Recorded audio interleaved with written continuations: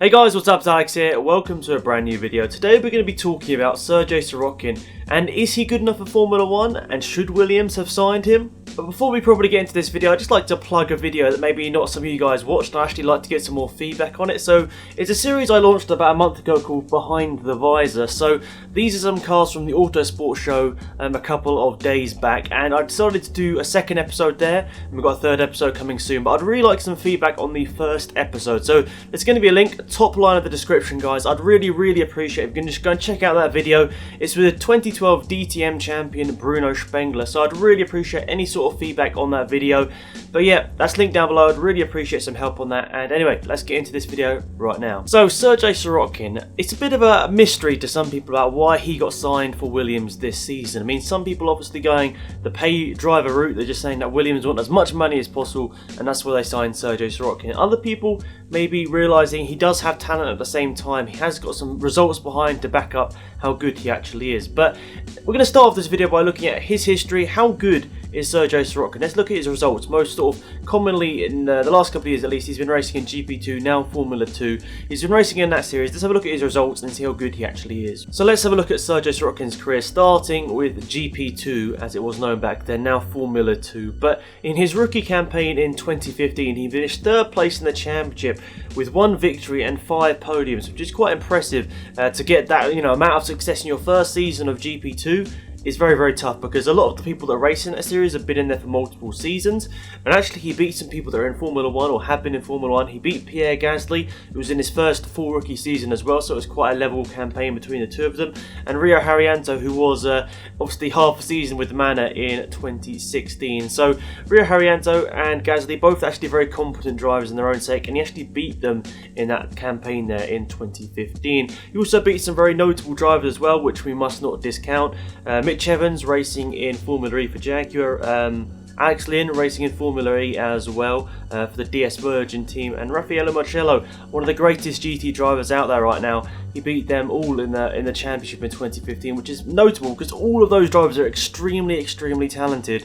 And Sergey Sirotkin might be branded as a pay driver, but he has got some success behind him. He really has pushed and got ahead of some of the best drivers in the sport, especially at the same sort of time as well. And we must also remember he is actually quite a young driver as well. I'm pretty sure he's 22, 23 years of age, which is quite young for anyone to get into Formula 1. I know the ages are coming down about people getting into Formula 1. I mean, you've got like Lance Stroll, Verstappen, Ocon, all these guys get into F1 like relatively young, but 22 is still quite young to be making your debut in Formula 1. We've got to mention that as well. A lot of this success in junior Formula came at in his teens, which is mightily impressive. So in his second season, it was actually quite weird as well. He got third place in the championship as well, but it was quite tough because there was a dominant car in that year. Even though it's a series or a spec series where every car is the same, there was still a team that was undoubtedly quicker than the rest, and that was Prema, and they finished 1-2 in the championship. Of course, they had very talented drivers as well in Gasly and Giovinazzi, but that car was very quick. It was on the pace every single weekend, and they seemed to just sort of dominate the championship. Of course,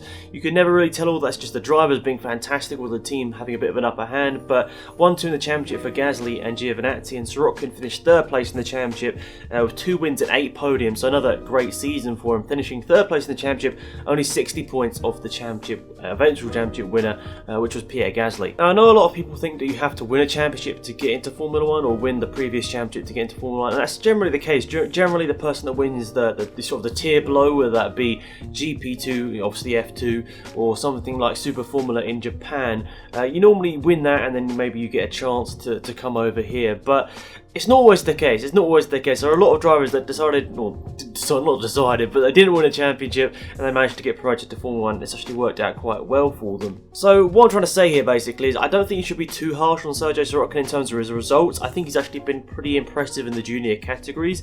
You may remember back in, I think it was 2012, 2013, around that sort of time, he was actually linked to the Sauber seat when he was like 17, 18 years old, which is mental. At the time, I remember just so many people like, what is happening? How's this guy going to be anywhere near Formula 1? I think most of the people at the time were like, he's nowhere near ready enough for Formula 1. I think back then that was the case. He was nowhere near quick enough or, you know, just consistent enough to be in Formula 1. But I think as the years have evolved, as he's evolved as a driver, as he's got more time in a Formula 1 car, I definitely think that he's proved himself a little bit more. I think a lot of people that are in the know, in the paddock, actually quite, I'd say they rate him. They think he's a very good driver, even though there might be better drivers out there. I still think a lot of, people in the paddock, people that are around that scene every single day, definitely rate him as a very, very talented driver. So I guess one of the biggest problems with this whole thing is it's not Kubica, it's not Wehrlein, it's not Kvyat. There's just three names that probably, or maybe at least Kvyat and Wehrlein, at least with 2017 F1 experience, definitely people that you'd name that could be potentially faster than Sirotkin. I guess that's why partly there is a bit of a backlash from this signing from Williams. So apparently in the Abu Dhabi test, the post-season test, Kubica was 0.3 slower than Sirotkin's, with a difference included. So that was also quite interesting to know. I don't know if that's coming directly from Williams or just from people on the sidelines, but that's the general figure that's been bounced about the F1 paddock.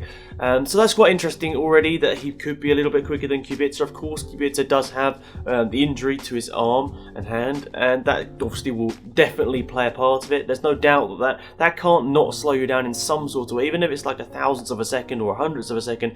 I think undoubtedly it will slow him down somewhat. So I can understand why they didn't hire Kubica. They understand, well, they sort of hired him as a third driver role, so he'll get some practice sessions throughout the season. But I can definitely understand they didn't want to take that risk for the 2018 season, especially when Williams could well end up being one of the slower teams this year. I can see maybe, the last few years they definitely have gone a bit of a downward step. I could definitely see 2018 being a little bit, a bit more of a downward step for them. I can see them obviously being quite quick in a straight line. That's been a characteristic over the last couple of years for them, but their chassis has progressively got a little bit worse each year in comparison to their rivals. So it could be another bit of a downward step, and taking a risk on someone like Kubica, who you don't know whether they're going to be able to sort of sustain that throughout a whole season. I can understand why they went the Sirotkin route in terms of that. So I guess the backlash from this is that it's not Kvyat, it's not Wehrlein, probably mostly Wehrlein, but I'm going to add Kvyat in there as well because I know he's a very good driver and one that maybe should be in Formula 1 this year, probably better than some of the drivers out there in 2018. So yeah, I guess the backlash is because there are two drivers at least out there that haven't got a seat for 2018 that have proven that they're probably good enough to be in Formula 1. And it's a bit confusing as well if there's like Russian money involved, which I think there is. I think there's about £15 million coming to Williams thanks to Sirotkin. I think it's kind of strange if they could have possibly had Kvyat. I mean, I don't know whether Kvyat rejected them. Kvyat could have rejected them because he's got that Ferrari driver role, which could be quite interesting in the coming seasons. We'll see how that develops, but that could turn into an Alfa Romeo seats in the next couple of years. But possibly Kvyat turned them down. Who really knows? I doubt he would have turned them down because it's probably quite a big opportunity to stay in Formula 1. But the big one is Wehrlein. Like, Wehrlein is such a talented driver, even though he didn't have the greatest of season. He still had a very good season, don't get me wrong, but it wasn't, I'd say, he was slightly more impressive in his Manor days because the car we knew was so terrible, whereas the Sauber sort of fluctuated up and down the grid quite a bit in 2017. Even though it was generally one of the worst cars, it did fluctuate a little bit now and again. So it's tough to call, it really is tough to call. I think Wehrlein definitely deserves to be in Formula 1. Looks like he'll probably be going to DTM. I think he's still going to be a part of the Mercedes family, is what Toto Wolff says, so that's quite interesting to hear. It's just whether he goes obviously the DTM route or maybe tries to get involved in Formula E somehow in the next couple of years. I know obviously Mercedes is going to be going to Formula E at some point. It just depends exactly, I think it's 2018-19 season they're going to be going to Formula E, so within the next sort of 7-8 months Mercedes will be, I think, in Formula E, which is interesting as well. There's so many updates with Formula E. Formula E is going to be a big series. I don't know whether Wehrlein's going to go that route as well, but yeah, this probably has ended up being a bit of a rambly video, but what I'm trying to basically say is I think Sirotkin is good. I don't think he's the worst driver they could have picked. There are definitely worse drivers that probably were in contention to get into Formula 1 than Sirotkin. He's actually not a terrible driver. He's got some results behind him. He's matured over the last couple of years. He definitely has evolved himself into a very good driver, whereas the first time he was linked to Formula 1 definitely wasn't ready. I definitely feel that the years were needed, but some good results in GP2, the second tier below Formula 1.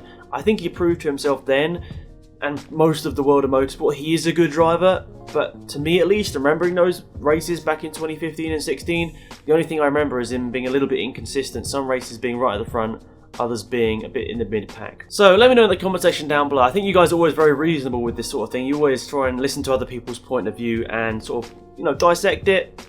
see what they think, and then if you disagree still, just leave your comment down below. So yeah, that's pretty much it for this video, guys.